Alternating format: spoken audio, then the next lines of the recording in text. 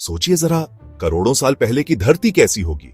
न इंसान थे, न गाय भैंस, न शेर चीते। जंगलों में अजीब पेड़ पौधे और कीड़े मकोड़े थे। और इन्हीं जंगलों से शुरू हुई एक ऐसी कहानी जिसने पूरी धरती का चेहरा बदल दिया। यह थी डायनासोर की कहानी। लगभग 23 करोड़ साल पहले ट्रायसिक काल में कुछ छोटे छोटे सरीसृपों से एक नई प्रजाति का जन्म हुआ। यही प्राणी आगे चलकर डायनासोर बने। शुरुआत में ये बहुत छोटे थे, कुछ तो बस कुत्ते जितने। लेकिन समय के साथ ये बदलते बढ़ते गए और ऐसे ऐसे रूप लेने लगे कि धरती पर किसी और जीव ने कभी नहीं लिया।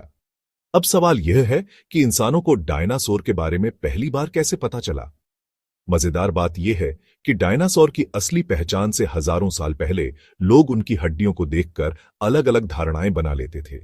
चीन में कई बड़ी हड्डियां मिलीं तो लोगों ने सोचा ये ड्रैगन के कंकाल हैं। यूरोप में जब विशाल हड्डियां मिलीं तो लोग उन्हें दैत्य या किसी पौराणिक राक्षस का अवशेष मान बैठे। यानी इंसानों के पास डायनासोर का कोई वैज्ञानिक ज्ञान नहीं था, लेकिन उनकी हड्डियां लोगों की कल्पनाओं को जरूर उकसाती रहीं। फिर आया 19वीं सदी का दौर।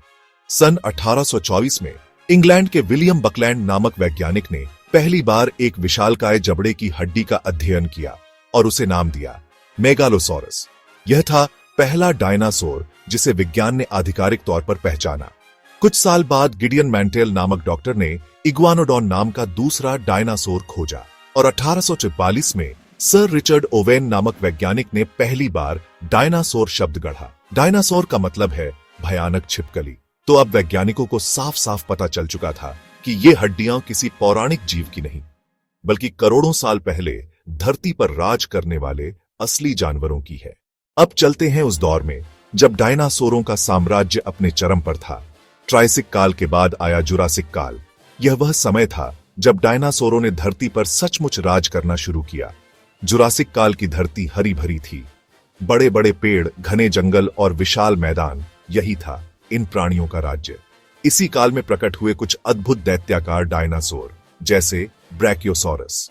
इसकी गर्दन इमारत जितनी लंबी थी और यह ऊंचे पेड़ों की चोटी पर लगे पत्ते खा सकता था।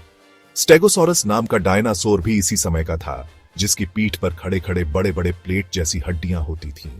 यह अपने दुश्मनों से बचने के लिए उन प्लेटों और कांटे जैसे पूंछ के वार का इस्तेमाल करता था। इस दौर में डायनासोरों ने पूरी धरती को भर दिया। कुछ तेज दौड़ने वाले शिकारी, कुछ दैत्याकार शाकाहारी और कुछ बेहद बुद्धिमान झुंडों में रहने वाले जीव। धीरे धीरे यह साफ हो गया कि आने वाले करोड़ों सालों तक धरती के असली शासक ये डायनासोर ही होंगे।